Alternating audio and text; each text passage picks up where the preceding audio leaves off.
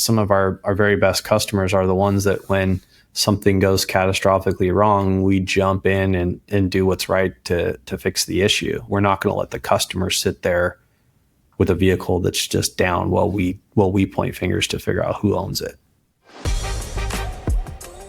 Whether you're going to market through dealers, distributors, or some other partner channel, the mediated sale is complex. We call it B2B to X. But the leaders in the industry are the ones who are making it look simple. I'm John Goff. And I'm Kyler Mason, and this is Why You Win, presented by Element 3. In today's episode, we talked to TJ Matijevich, the Chief Revenue Officer for Model 1 commercial vehicles. We had a great conversation about entrepreneurial strategic choices that Model 1 has been making over their history, some that worked and some that didn't, and what they have learned from those experiences. We talked about the growth bets in upfitting and school buses and what they see on the landscape and the horizon now, and their crucial role as a dealer in this environment that represents the voice of the customer and the role that they play that really nobody else in the environment can. We've been working with Model 1 for a long time now, and we've got to see some interesting chapters in this story, and it was great to talk to TJ about other things that have happened before and that he thinks are coming next. We hope you enjoy it. Well, TJ, we're really glad to have you on today. Thanks for coming on. We appreciate it. Yeah, happy to be here. Yeah. So just to get started and get everybody oriented to your role and your organization, tell us a little bit about Model 1 and about what you do. Yeah, so Model 1 commercial vehicles, formerly Creative Bus Sales. We're in the commercial vehicles distribution space, focusing traditionally on passenger vehicles. So everything from small, low-floor minivans to transport the disabled, all the way up through 40-foot inner-city heavy-duty buses. The rebrand kind of came as we started to broach into other segments. So most recently heading into the non-passenger space, dealing with commercial van upfitting and utility bodies on trucks and all that kind of good stuff. You guys have a really awesome growth story from, very, I would say, humble beginnings up to the kind of powerhouse that you guys are today. Can you give us like the 90-second commercial about from the beginning? Sure. I'll try to keep it to 90 seconds.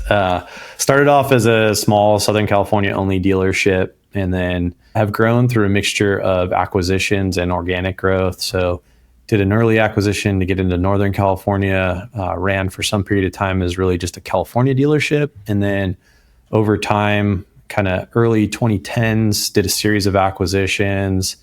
And then in the last, I'd say 4 or 5 years, kind of took out our last couple big competitors to give us a nationwide footprint. So now we're 25 plus locations, really doing business in every state, boots on the ground in more or less every state. So nationwide coverage at this point. Yeah. I mean, just so impressive. And what was the timeline? The first acquisition, like I mentioned, in Northern California was like 2001, but we didn't really go on the full-blown blitz until about 2010. That was when we did our first acquisition. And I think in the course of 24 to 36 months, we did 2 or 3 more. So picked up some pieces in the Pacific Northwest, Arizona, New Mexico market. Shortly thereafter, opened up our first location in Texas. So that was organic growth. And then did an acquisition in Florida. And your rebrand has happened really recently, like in the last couple of years. And so all that growth was coming sort of under the umbrella of Creative Bus Sales, passenger vehicles. You mentioned a pretty wide range of like scales of those vehicles, classes of vehicles, but like your niche was pretty clean, I think, up until really we recently. were very focused on really what we call is like the cutaway segment. So taking a Ford or a Chevy based cutaway chassis, and then our manufacturers build a bus body on the back in a number of different configurations. But that was the bread and butter, and probably 70% of the business we did were on those platforms. And then, like I mentioned, getting into some van derivatives, and then also some bigger heavy duty airport and inner city transportation buses. But everything was passenger. This kind of recent divestiture into the non-passenger space has really only happened, like you mentioned, over the course of the last 2 to 3 years.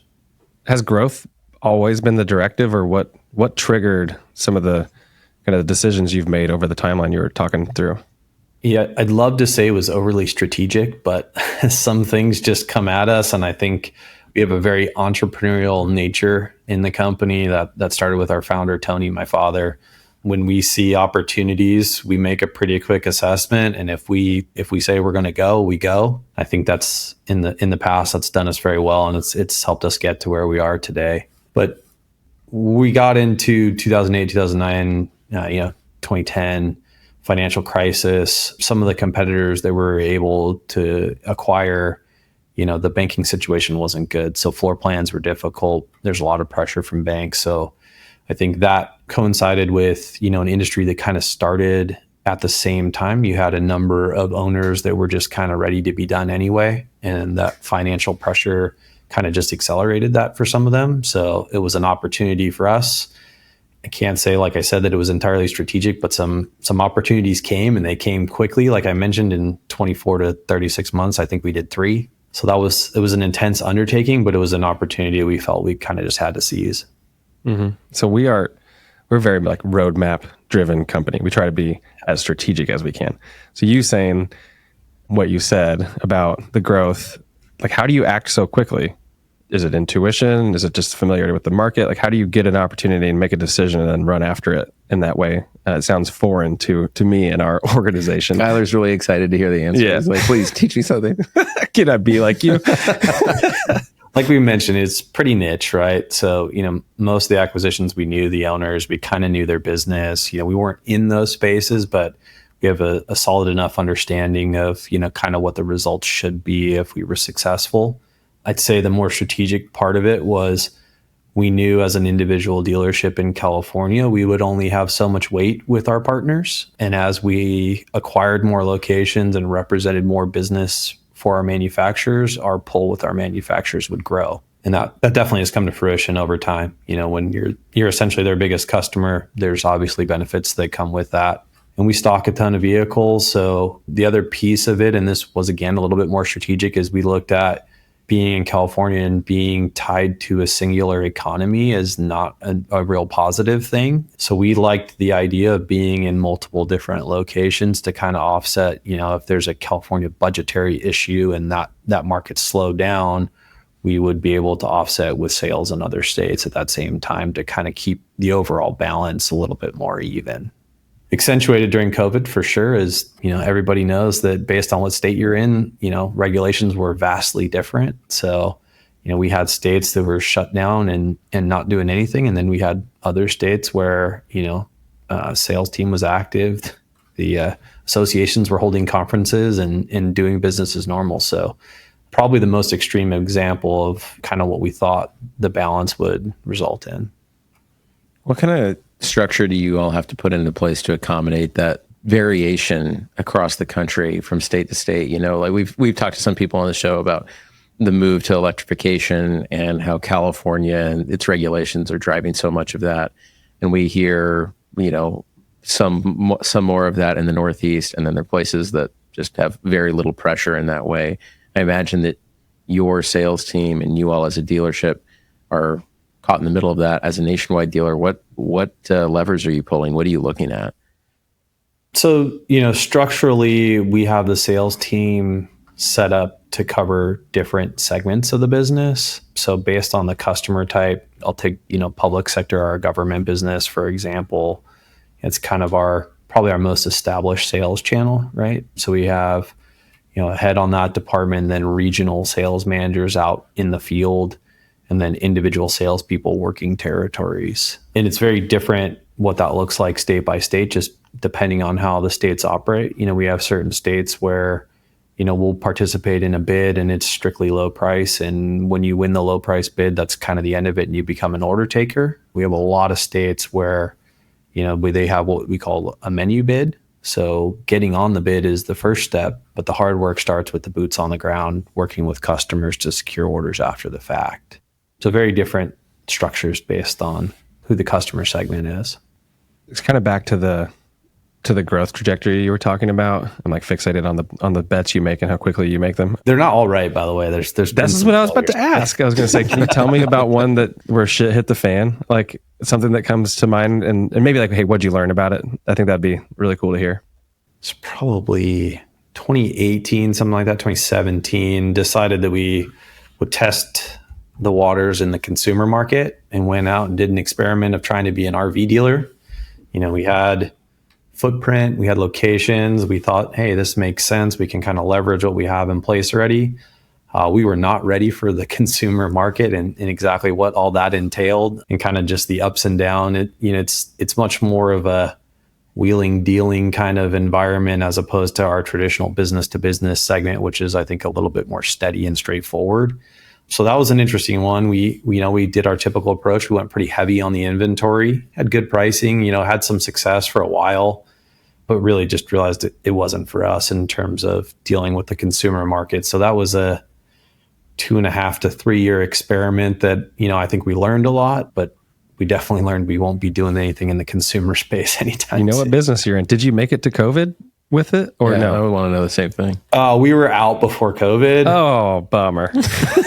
Maybe that was a good thing. It was a good thing for sure. Yeah. Well, it's one of those.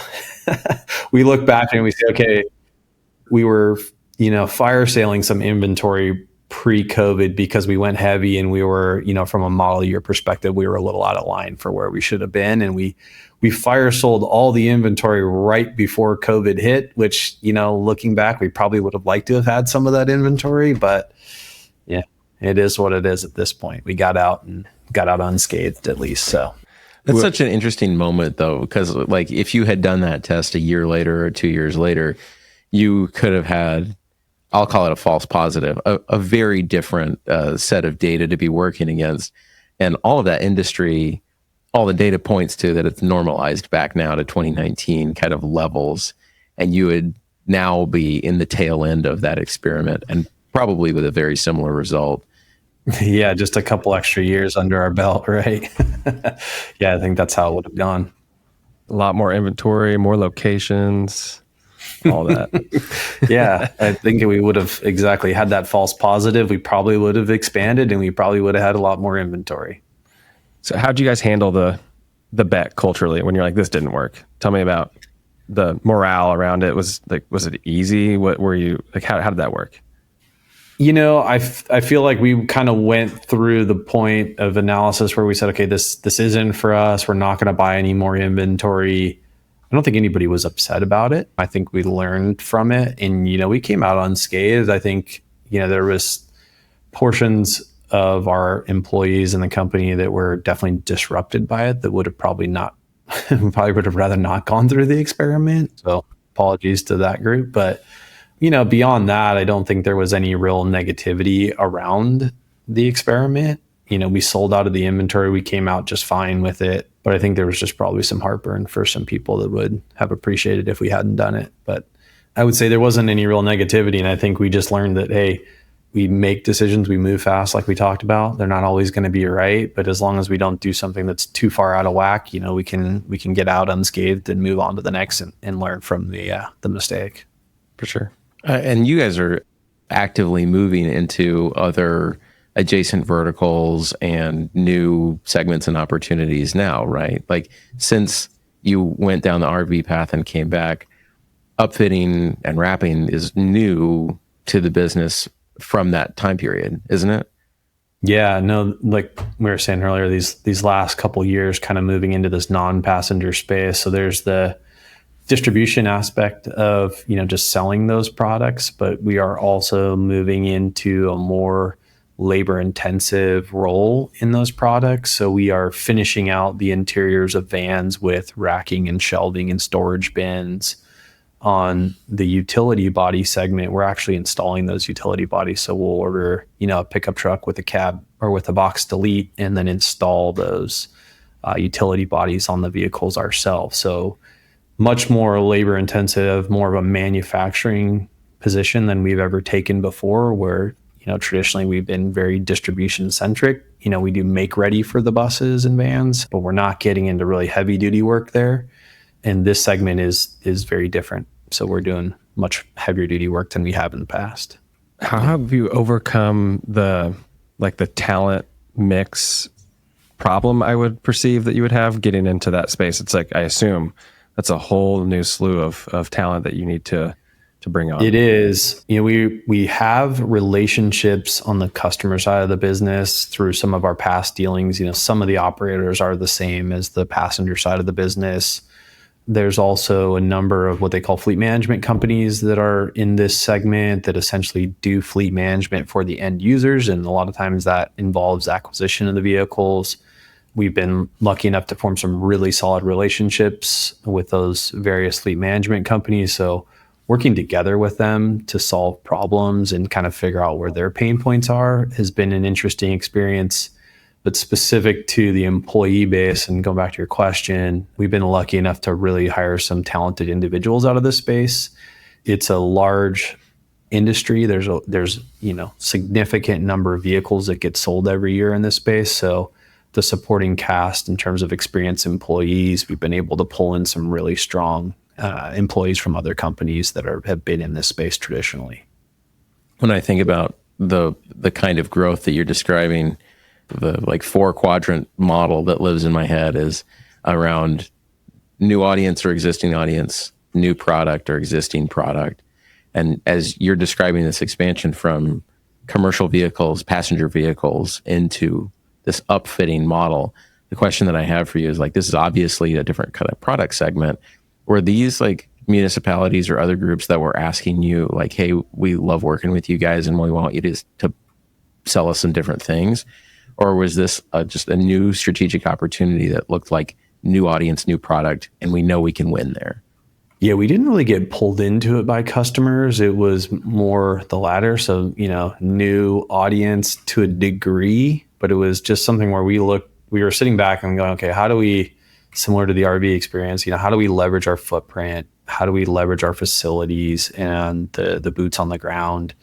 And we did, like I said, have some connection to the customer base. We really got in, did some analysis. We talked to a lot of customers to just understand where they were having issues. And the thing that's interesting about the space is you might have a fleet management company running the procurement, but the vehicle acquisition process as it sat previously involved a lot of touch points from a lot of different vendors. So you'd have somebody selling a chassis, somebody selling an upfit, potentially another group coming in and doing some work, whether that's graphics or light bars or ladder racks, and these are 3 or 4 different vendors in the process potentially, where we looked at that and said, hey, I think we can take most of this under our roof and streamline the process. So, less touch points from outside vendors, less time, because each time a different entity touches it, there's a logistics component that goes into moving the vehicle. So that has to be, that time frame has to work with the person releasing the vehicle and the person receiving the vehicle. And then when you do that 3 or 4 times in the process, that's not very streamlined. So we looked at this and said, we can pull a lot of this just into our wheelhouse and streamline the process for the customer. So are you able to just gain advantage on pricing power and margin with streamlining all that against your competition? Yeah, to a degree, similar to what we're talking about on the bus side. Obviously, the more volume that you do, the better pricing you're going to get from your supplier base. And one thing that is interesting about this segment of business, there are some big companies that do the same thing that we do, but the market in a lot of cases is pretty fragmented with a lot of just local vendors. So putting it together, with our footprint, again, having locations in half the states in the country, there's a real benefit to that. And if we can pull in those local markets into each one of those facilities and pull that volume together, there will be strategic advantages to that for sure. What part of that is makes you want to put your face down on your desk? Well, there's the logistics piece that we're now taking internally, right? There may be less vendors, but we're still dealing with a lot of those movements. That's a complex piece of the equation. I think the part that we're working through right now that's a little bit difficult is balancing our traditional business with this new business that's growing. So of our resources, both manpower and facility wise, how do we segment that? How much do we give to a new growing business? Can we hold it on the side over here knowing that, hey, those orders are coming? We think most of them are coming, So there's definitely a balance of, hey, we have to maintain and continue to grow our traditional business, but we got to accommodate this new business coming in. So there's work to be done there for sure. You mentioned earlier, you referred to partners. I was assuming you meant manufacturers. Is that right? Mostly, yeah. Okay. Can you tell me about the difference in the help and support you expected from your partners from when you were, say, smaller 10, 15 years ago to where you are now? And help can be like marketing support, training support, all the options of what support might be. But like, is there a way you can step back and kind of remember, man, I needed a lot or something different when we were smaller than what I need now that you have, 25 locations and, national reach?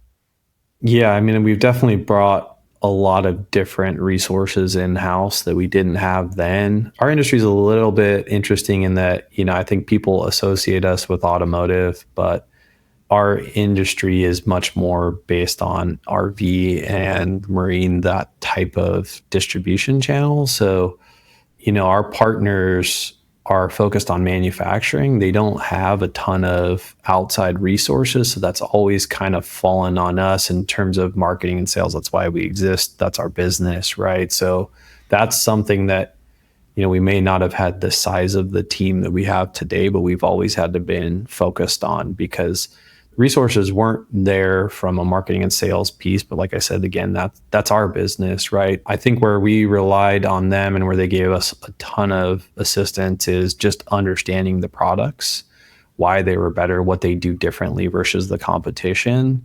And then us taking that information in conjunction with them and packaging it up in a manner that the customers can digest and getting that in front of the customers to help drive the products that we represent.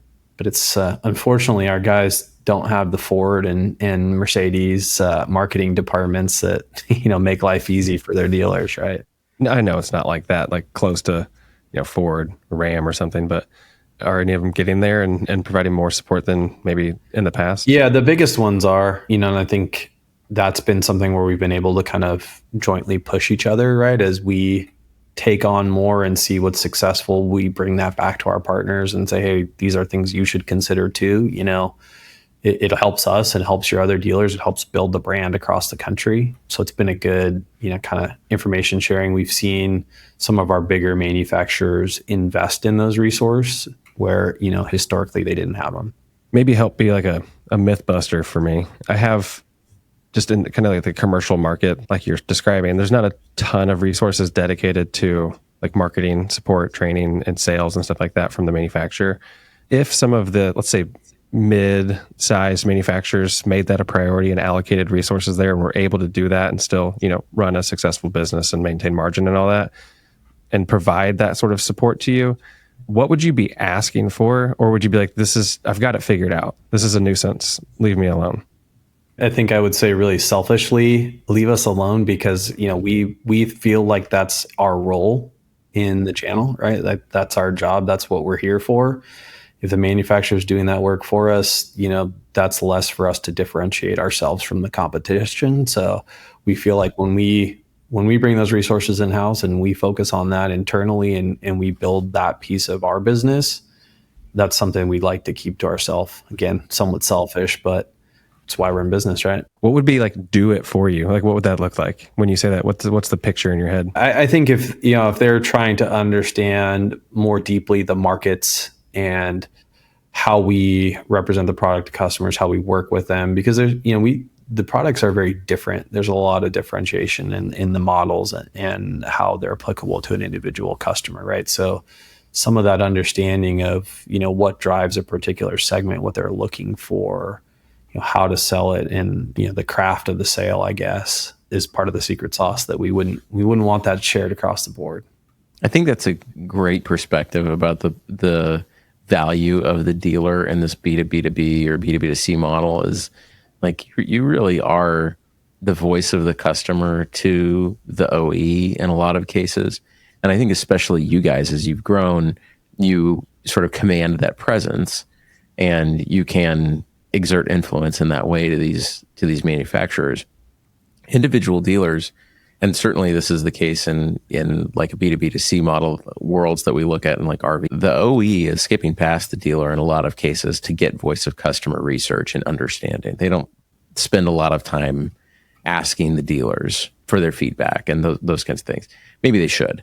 We actually kind of believe they should, but the dealer is present in the transaction, but not necessarily vital, except for like the money changing moment. I'm not referring to everybody, but this is more than one OE that I'm talking about. And I think that it's really interesting that you have centralized your opinion. Not surprising that you guys are the voice of the customer. You understand their needs the best. You understand the options the best that are coming down from a variety of different manufacturers, and that you provide not only like the interpersonal, like my salesperson knows all of these things, but you all as a group and as a business provide that value into the entire ecosystem in a way that's completely unique. Was that obvious to you all along, or have you like developed a different understanding of your role in that model? I think it was somewhat obvious all along. We've tried to go deeper with that and, create moats that give us that continued perspective and kind of cement our role. I'll say the other part of it that's interesting is being in so many different areas and representing so many different customers. We're, typically on the front lines of understanding when there's a problem. So we may see an issue in one location, but then we see it in another and another and another. And we know, hey, this particular whatever is broken. And we typically know it before the manufacturers are broken. And then we are not only bringing the information to them, but we're typically working with them from a technical aspect on how to solve it, because our technicians are the boots on the ground with the product, trying to get it back up and running for the customer.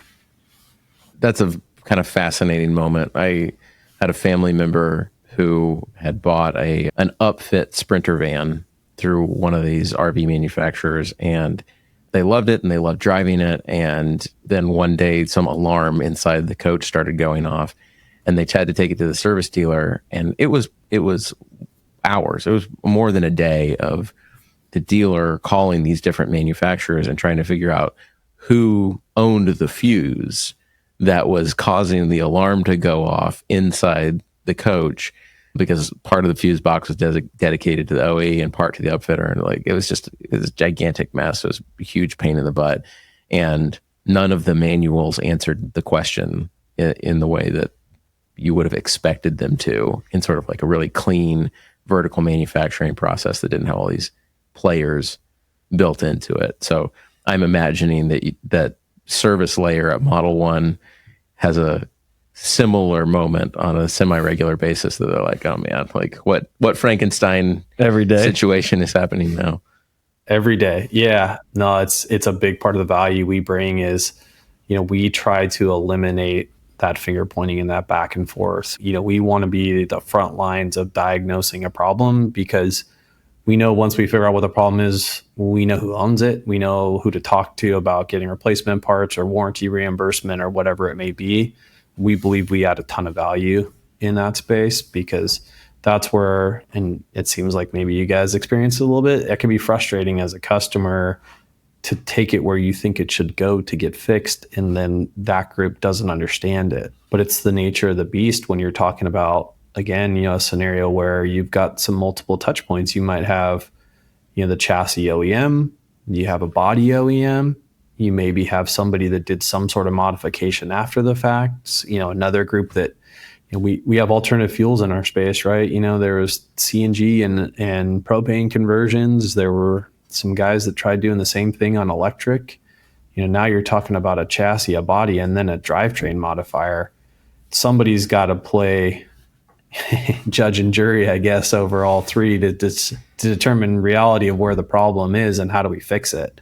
I think the consumer space has a little bit more flexibility, but most of our customers are not letting their vehicle sit down. There's not an alternative option. They don't have another one sitting that they can just pull out at any moment and throw into service, right? So when they sit, that costs them revenue generation in most cases. When they have problems, are you like facing the brunt of that? Like, where do they point the finger, the customer? I mean, they're always coming to us. We sold the vehicle, so in their mind, we own it. And I think in our mind, we do too. That's where we bring value. It's our responsibility. They come to us and it's our job to solve the problem. And I'd say, some of our very best customers are the ones that when something goes catastrophically wrong, we jump in and do what's right to fix the issue, whether that's, financially or getting in loaner vehicles or whatever it may be. I'd say there's a number of times when, maybe there's some uncertainty as to who owns the problem. Well, our go-to move is we fix it and we sort out the financial piece of it later. We'll go chase reimbursement from the manufacturer or vendor, whoever it may be, but we're not going to let the customer sit there with a vehicle that's just down while we point fingers to figure out who owns it. Mm-hmm. That mindset that you all have probably puts a lot of pressure for you guys to do a really good job in due diligence and like establishing your manufacturing partners. Yeah, I mean, we have some new ones as we've delved into some of these new spaces, but our primary manufacturers, the relationships are decades and decades old. As you're thinking about these evolving spaces, let's talk about electrification for example. One of the problems that we see in that space is new startups popping up, operating for a couple of years, and then failing, as startups do and new industries do. Like, that's not unique to that space, and certainly not necessarily a critique of those organizations that are fighting through those problems. Someone like you has to stand in front of the customer, represent it. Yeah, you should buy this, and then be willing to let your neck be wrung on the other end when it doesn't work. What happens when you've sold something and the organization that manufactured it doesn't exist anymore? What do you guys do? I mean, essentially, we're left holding the bag, right? Like I said, They bought the vehicle from us. We represented that it was, something that could sustain. And I'd say, luckily for us, we kind of made a decision with electrification early on that we were only going to represent OEM, because there were a lot of the third parties and there still are some in the space that, it's just unknown what reality is and longevity of those companies. So we made a decision early on that we weren't going to do anything other than OEM, because we wanted financial backing from legitimate entities that we know would be there in 5 or 10 years and be able to support the lifetime of the vehicles. There was a company, it's been more than 10 years ago, that was out and they were doing hybrid electric systems. And they had a quick splash and sold some vehicles, a couple of which we sold, and then they were gone. And there was no support, there were no parts, there's no software, there's nothing, right? And we ended up, I think it was only a couple of vehicles, but we ended up having to buy them back and just eat the entirety of the systems. And those aren't cheap systems, right? So I think that was a good experience for us to learn from, that, hey, we're not going to go down this path again, because when you're talking about something as complex as an electric drivetrain system, you can't take that somewhere else and get it fixed. If the guy who built it and designed it and programmed it isn't there's not an alternative to get that fixed. You probably earned some lifelong customers after that, even though it sucked. Yeah. Yep. No doubt. Expensive customer acquisition. Exactly. Do not recommend. Yeah, exactly. I want to know what's on the horizon. Yeah. What bets are you making? Continuing down this non-passenger path is our big bet for the current time frame. We're digging deeper into that portion of it. Like I mentioned earlier, that's the labor intensive manufacturing side. So we've got a number of new facilities that we've brought up or are in the process of bringing up. So we took over a facility in South Carolina that's 70,000 square feet that we just started operating about a month ago, more or less solely dedicated to this business and doing the upfits out of that facility. We're in some temporary facilities in a new project in Oklahoma that we've started, but we have 60 acres there that we're going to go through a development project and onboard a new facility there, both for the traditional bus business, but also with a large component to service the commercial upfitting industry. So mentioned we're in some temporary buildings there, but looking to really expand our footprint there. And we'll continue to roll out additional upfitting practices at our existing facilities. We're doing it at a handful of them today, but I think by the time we get to the end of next year, we'll have, outside of the big facilities, which we kind of have our big four that are scattered across the country, I'd say we'll probably have 4 or 5 other facilities that we're doing this in local markets as well. Wow. Sounds like this is where you expect your next big phase of growth to come from. Yeah, absolutely. I mean, we changed our name for it. So Yeah. yeah, the other piece is we've pushed a little bit harder into the school bus side of the business. So we've had pocketed sales of school bus in certain territories, but that's a push for us to expand that. We've got a partner on the electric school bus front that we're working with in a number of states, and then new partners on the Type A school bus. So there'll be a push from us into that segment as well. We haven't talked a lot about that. Why, if you're able to share, what's the impetus for that one? There's been some consolidation on the manufacturing side that, has landed us with some manufacturers that we're favorable with, that we think we can, service some more states. And then really kind of the advent of electric in the space, it's been successful in school bus. There's 3 major OEMs that represent school bus, across the country and have for a number of years. There's some new players coming in with electric products that, are in need of distribution. And, we're sitting there with the locations and the footprint that we have. And we think we can play a role for some of those newer manufacturers in the locations that we have available. I think the upfitting question is really interesting in light of your decision early on to be just passenger vehicles for so long. Is there a segment that you're seeing in this higher labor intense market, in the upfitting market, that you're like, yeah, we were this, but now we're going here, and we still have a particular niche?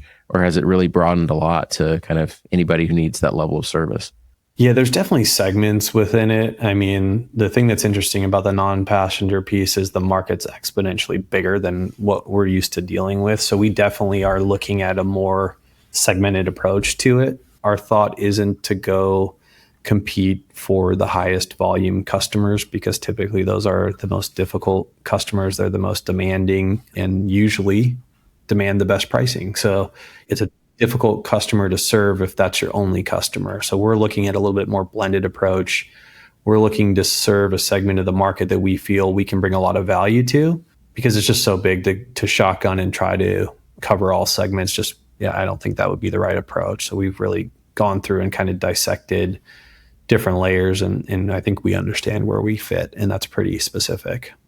I think that speaks to your entrepreneurial incremental bets that you've made over time, and keeping it tight and making it make sense that's a compelling argument. In that same vein, I'm wondering, the stories you've told us over the last 30 minutes or so have been great and entertaining, and also very sort of educational. If you learned something, you made a bad choice, and then you were able to go back and make a good choice. If you had a time machine and you could go back and tell your past self, do or don't these particular things, let's say 15 years ago, 2010, would you go? And if you went, what would you say? I don't know that I would change a whole lot, just because I think even where there have been failures or missteps, they were learning experiences. And especially for me being on, kind of the front half of my career, I like having those mishaps and mistakes and learning from them, because, it makes me stronger and better as we go into the second half of the career and kind of drive the growth forward. You have to have mistakes. You got to learn from them. It's part of business. You're never going to be perfect. So I think an important part of how you handle yourself is handling those mistakes and moving forward from them and learning. What do you say you want to personally have accomplished in the next 10 years? $1 million question right there. I know. I don't know my answer. Yes, going around. Yeah, I mean, for me, I can't really separate personal from the company, because it's something I've been a part of for so long. So personally, my growth is tied to the company and where we go. I think success in this commercial segment's a huge, huge piece of it. We've probably doubled the number of employees we've had in the last 2 to 3 years. So seeing that growth and just realizing what we can become, outside of this, mom and pop smaller dealership that we once were, that's what excites me, seeing it grow, seeing the number of employees, watching our office in Indianapolis get expanded 3 times in the process of and over the span of 2 years, because we couldn't apparently figure out how much space we needed at the location. It's a pain because you're changing locations, but it's awesome to see that it's because we're growing so much and we're achieving what we're intending to. So yeah, you're creating a lot of jobs. The stakes are so much higher, the complexity of decisions. I imagine the trajectory of that for you over the past few years has been just up and to the right. Yeah, absolutely. Like I mentioned, we've been very lucky and fortunate that we've been able to bring on some high level talent from the commercial side of the business. And also just, I think as a result of us growing and being a bigger organization, we've brought in a number of employees over the last few years at a very, very high level that we're excited to have on the team. And as you grow, you got to delegate things down and you have to trust people. So being able to bring in high level people that we can trust is a big part of the equation. And it's been successful so far. It's a big deal. TJ, this has been awesome. I feel like I've learned a bunch. I feel like I knew about Model 1 before, but I feel like I've had the curtain pulled back a little bit for me on some of these decisions that have been made over time. And I think the story, as compelling as it was to me before, is even more exciting. And I think the bets are going to pay off. Yeah, well, I'm glad because, it's not always regarded as the sexiest business selling commercial vehicles. So glad we could entertain you. Yeah, there we go. Well, same. We're in the world with you. We got to get our jolly somewhere else usually. Oh, this is great, man. Thanks a ton. Appreciate it, guys. Why You Win is presented by Element 3, a marketing firm focused on modernizing go-to-market strategies for manufacturers that sell through complex distribution channels. We help leaders solve problems across demand generation, sales channel support, and brand development. If you'd like more from myself or John, connect with us on LinkedIn. And for more from Element 3, visit element3.com. That's element, THREE.com.